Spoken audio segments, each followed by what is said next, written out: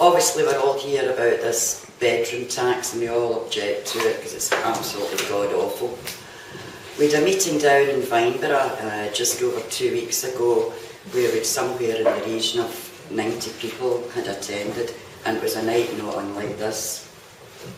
And I started off that night by saying to people that 100 years ago Britain was at war, food prices were going up, cost of fuel was going up, clothes were going up, and rents were constantly going up. It sounds familiar, doesn't it?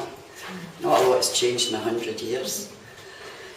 But eventually they had to stop putting these rents up, and the reason was because the women in Glasgow, particularly in the Gorbals and Maryhill, all around that part of Glasgow, said, we're not having it. We're not having you landlords putting our money up when our fathers, our brothers, our sons are fighting in the war.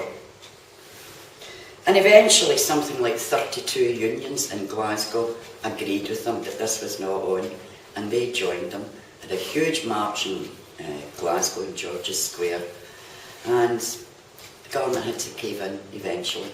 The people won.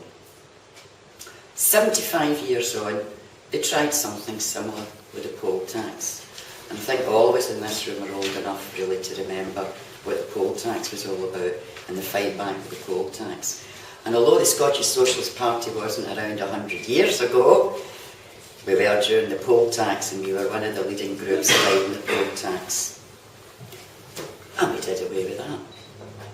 So the proof is there. People power works. If we get together and we resist it, we can stop this. Now, it's only got a week or so to go, so the chances are of it stopping now is probably very slight, but it's possible. But we can bring an end to it if we all stick together.